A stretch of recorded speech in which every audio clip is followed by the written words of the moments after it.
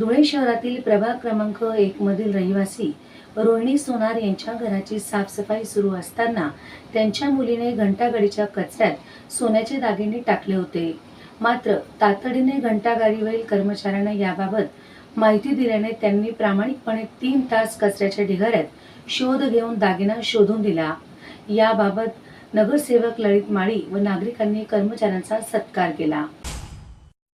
कॉलनीतील रहिवासी रोहिणी सोनार यांच्या घरी साफसफाई सुरू असताना त्यांच्या मुलीने घंटागाडी आल्याचे पाहून घरातील कचरा घाईघाईने घंटागाडीत टाकला.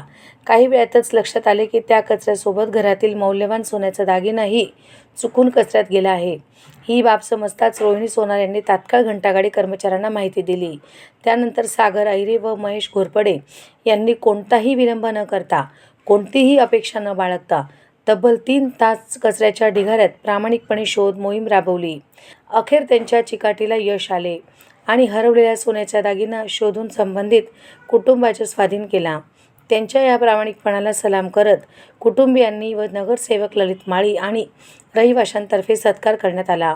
तसेच धुळे शहराचे विद्यमान आमदार अनुप अग्रवाल यांच्या निदर्शनास आल्याने त्यांनीही कर्मचाऱ्यांसाठी 5,001 चे बक्षीस जाहीर केले.